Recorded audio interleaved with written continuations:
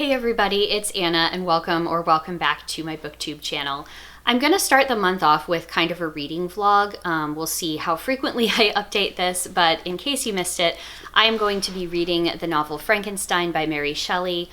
This is going to be my third or fourth read of the novel. Can't remember exactly how many times I've read it, but I'm going to read it in the month of October along with my husband, who has never read it before. He and I are going to kind of discuss and talk about it, and I figured I would kind of record the process of reading and reflecting on this book. This is one of my favorite books of all time, might be my favorite classic novel of all time, we'll see. And this particular edition that I'm using is published by the MIT Press, and it's annotated for scientists, engineers, and creators of all kinds, edited by David H. Gustin, Ed Finn, and Jason Scott Robert. So it's got a lot of annotations, a lot of critical essays I will be revisiting. And this time around, I decided that I was going to do some double entry note-taking, or at least my version of what that looks like, to kind of just organize my thoughts and reflect on things that are new noticings for me, or just stuff that's always kind of been at the back of my mind when it comes to this text. So let's just kind of walk through a little bit of this, and if you want to follow along, make sure that you have this particular edition for stuff that I'm referencing when it comes to the critical materials, but then we'll just get into like the actual reflections on the text itself. So starting out with reading the introduction of this text is specifically annotated and designed with STEM students, I think particularly undergraduates in mind, and it is designed to persuade STEM students that reading this is an important task for them as they become the future scientists and engineers, etc. of tomorrow, which is really not the situation I'm in my life, but it is a different critical perspective than what I think a lot of the critical treatment has been, which tends to come more from my background, which is the humanities. So a couple things that I wanted to call out from the introduction.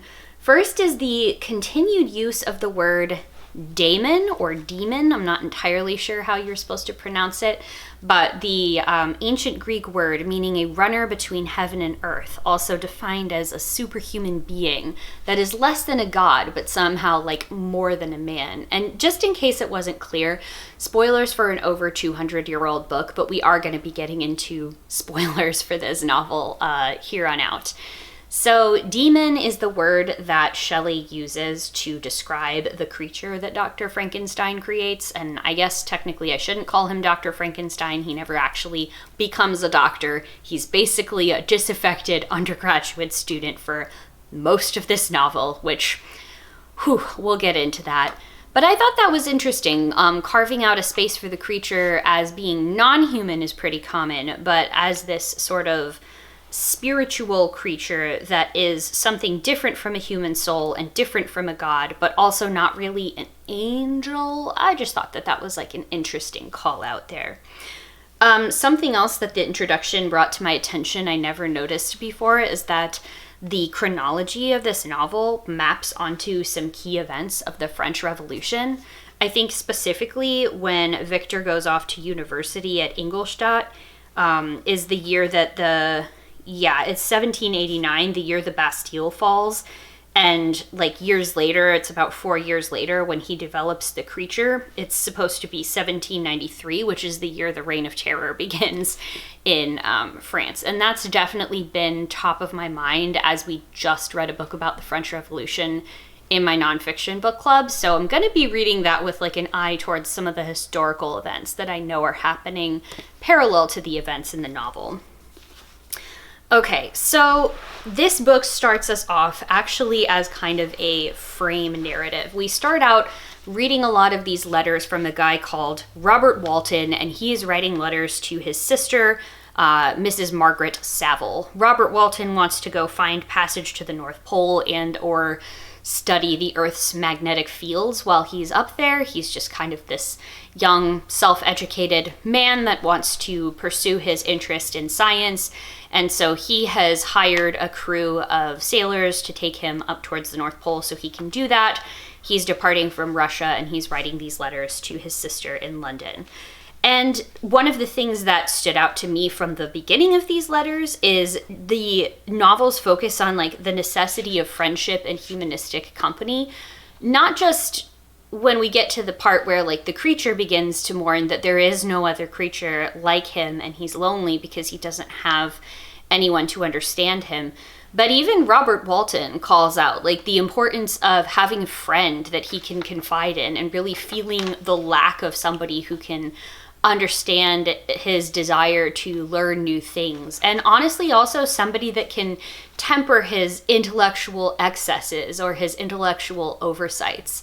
I had not really put two and two together with his relationship to Victor Frankenstein, where like I remember Victor kind of ignoring a lot of people's attempts to temper his intellectual delusions of grandeur, I guess we'll say, but I didn't realize how much that was going to be mirrored in Walton as well. Another thing that I noticed as I was reading this exact quote, let's see. This is when the Robert Walton has picked up Victor Frankenstein on the ship because he is trying to travel across the ice and is near freezing to death when he's rescued by this ship. So he specifically says to Walton, this is what Victor says, "I ardently hope the gratification of your wishes for knowledge and wisdom, may not be a serpent to sting you as mine has been."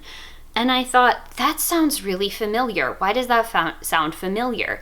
It's from King Lear, which I just read from Shake Timber. The quote from Lear, which is actually in the footnote here, is, "How sharper than a serpent's tooth it is to have a thankless child," which is so interesting because it's foreshadowing the fact that Victor has this so-called thankless child in the creature, but also clues us as the audience in to his own obliviousness to the role in which he has played in creating said thankless child. Similar to Lear, like the irony is completely lost on Lear that it is in large part his own fault that by playing these emotionally manipulative games with his three daughters, of course they grow up to manipulate him back. So that was really cool. Another cool thing that one of the footnotes called out here was that I didn't realize this novel actually predates the word scientist by about 20 years. So the original text was published in 1818, and the word scientist wasn't actually coined until 1834. So Victor is called this student of chemistry and natural philosophy, but the sort of like scientist word is not actually present in the book at all. Fascinating to me. All right, so we're kind of moving along. Victor is telling the story of his trials and tribulations to Captain Walton, and he's said, you know, like, thank you for rescuing me. I'm going to tell you the story of my life. And we learn that from a pretty young age, Victor, who has this like really idyllic childhood, grows up with his cousin Elizabeth, who his father decides after Elizabeth's mother dies that Elizabeth and Victor are going to grow up together and then also get married. So we're having you're marrying your first cousin, but it's the 18th century, so I guess everybody's just okay with this. Either way, you know, he's got these like young companions who love him very much. He's raised in this loving home. And then, sadly, his mother sickens and dies because Elizabeth, his cousin, contracts scarlet fever. Of course, this isn't a time before vaccinations are available or antibiotics or any kind of treatment other than hoping for the best is really available. And Elizabeth gets better, but Victor's mother is, you know, too soon going into the sick room to try and like take care of her, and she winds up contracting scarlet fever and she dies. And this kind of sets off a chain of emotions which is going to affect the rest of the plot of the story, because from this point onward, Victor becomes completely obsessed with the concept of overcoming death, or death as this like worst evil of all things. Even though death is a natural part of life, it is particularly the death of his mother that is marked as the worst evil of all. I also thought that like a lot of responsibility falls on Elizabeth's head after her aunt dies, after Victor's mother dies. she pretty much, as a teenager, has to start taking over the care and education of her younger cousins and also looking after her uncle, Victor's father, essentially taking on like all of the responsibilities of the wife and mother that Mrs. Frankenstein was, while Elizabeth is still a child herself. This kind of bothered me, although I was wondering if that wasn't because she perhaps felt some sense of guilt, like it was her fault that the aunt got sick and died because she was the one that had scarlet fever after all. The novel doesn't really give us that window into Elizabeth's mind. It's told from Victor's perspective at this point, so I don't know. But poor Elizabeth, I mean, she really has to take on a lot after her aunt dies. So moving along, after the aunt dies and Victor becomes kind of obsessed with finding out ways to cheat death, he decides that he's going to continue his scientific studies at the university in Ingolstadt. He's been kind of laughed at previously for this because he spent a lot of time studying the like old alchemical texts of what we would now consider to be pseudoscience. Like, even though alchemy as a discipline was kind of a foreshadowing of the chemistry, the science of chemistry to come, even at the time this book is supposed to take place, alchemy has been discredited, like the works of Paracelsus and Cornelius Agrippa. Everyone knows that you cannot create an elixir of life, you cannot transmute base metals into gold, all of that sort of thing. But here we see kind of a callback to the conversation that Captain Walton has had with his sister about the necessity of having other people to basically give you a reality check when it comes to your own education. Because Victor is twice given a reality check, and then there will be a third time where it is a little bit more successful. But the first 2 times he says it's not successful, and here's why. The first time, it's his father who gives him a reality check at the age of like 17 or something. Great time for kids to be super receptive to what their parents have to say, by the way. But his father basically laughs at him and says, "Oh, that's ridiculous. How could you waste your time studying all of that stuff? It's all been debunked." But Victor criticizes this because he says his father never really goes into why it's a bad idea that Victor has been taking these ideas so seriously. He just kind of laughs about it, shrugs it off, they move on. So Victor has like no real reason to know why this is a problem. Then he gets a little bit older, he leaves and enrolls in the university in Ingolstadt. This all takes place in Switzerland, by the way. So he is from Geneva and is going off to this university where he meets these 2 different professors. So he meets Mr. Kremp, who he does not particularly like, and Mr. What is the second guy's name? Mr. Waldman. These are his 2 different professors here. So the first one that he meets is Dr. Kremp, who also kind of has a very rough and abrasive personality, and Victor tells us is not pleasing for him to look at. He basically says that he's repulsed by what Kremp has to say because of his physical ugliness, and Kremp kind of gruffly brushes him off in the same way. He says, "Oh, you didn't really do your prerequisites very well. You're coming to this university and you haven't actually studied any real science leading up to it. You've only studied these old things that have been debunked." Kremp, unlike Victor's father, actually does offer Victor a lot of resources and opportunities to kind of help him get up to speed so that he can start attending his lectures right away and not fall too far behind. But again, Victor at this point says that he doesn't really credit or pay attention to this sort of useful reality check, or maybe a more constructive reality check from a teacher, because he thinks that Kremp is ugly. And this kind of ushers in something that's going to be, again, another big preoccupation of the novel. And it's something that I think about a lot, which is the novel's relationship to things like disfigurement, disability, physical beauty and whether that actually does reflect morality or knowledge or anything like that at all. I love the way that this book is going to dive into handling that sort of thing. But I wanted to point this out because it did remind me of another book that I would love to recommend. The book is called Against Techno-Ableism. And techno-ableism of the title is basically this idea that in the future, technology will have progressed to a point such that disability and difference will be completely absent from our world because technology will have cured or fixed or erased this as a problem. Implicit in this sort of worldview is the idea that disability and difference are things that are undesirable or problems to be solved, basically. And Victor sort of gets a bit of this chip on his shoulder when he has his interactions with Kremp because he finds Kremp to be physically repulsive. But then he winds up bonding a lot more with Professor Waldman, who is his other instructor, who teaches him chemistry and who gets him excited about an actual scientific discipline as opposed to just pseudoscience. He's a lot more receptive to what Waldman has to say, partially because Waldman's delivery is a lot better, so there's points to the positive like pedagogy column there for Waldman over Kremp.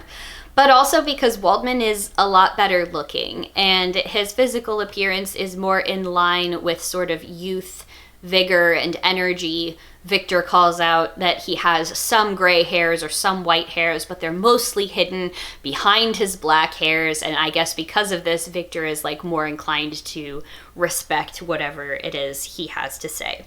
So at the ripe old age of 19, after spending 2 years at the university, Victor discovers the source of life and how to bring forth life from death.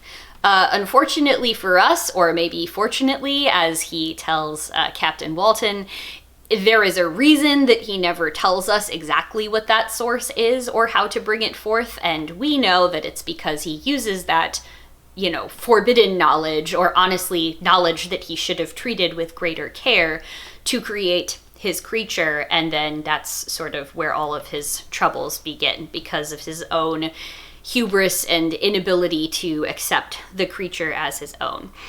So, yeah, 19-year-old discovering the source of life. Again, this dude is just really setting himself up for a serious ego come crashing down moment.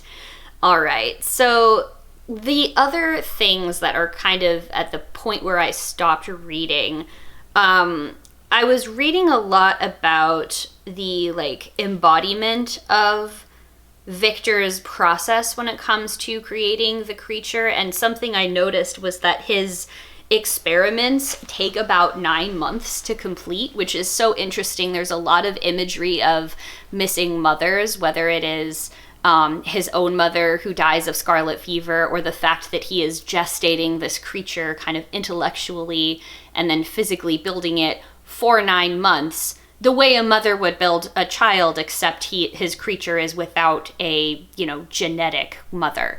And there's also further descriptions of him, being entered into his confinement, which is what they would call it when women would take a step back from public life and basically not leave the house as they were preparing to give birth.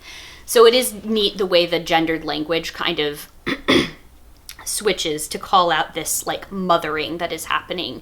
There's also a lot of discussion of ownership of a certain thing in the novel.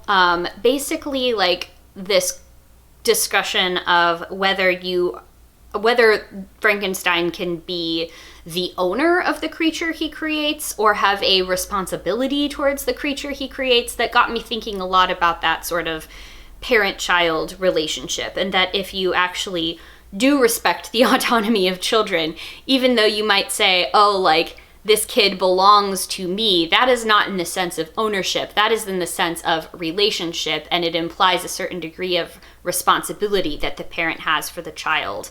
Not dominion that the parent has over the child, but a responsibility that the parent has to care for the child, to make sure they're fed, clothed, well-educated, all of that sort of thing, I would say, too. So there is that tension between responsibility and ownership and what you can or can't easily cast off. that was about where I stopped. So if you are following along in a different edition, we will pick up next time at the beginning of chapter 4. But those are just some of my initial thoughts on this read of Frankenstein. If you want to, you can subscribe to my channel and just keep track of the other stuff that I have to say about that. Thanks so much for watching. I will see you in the next one. Bye.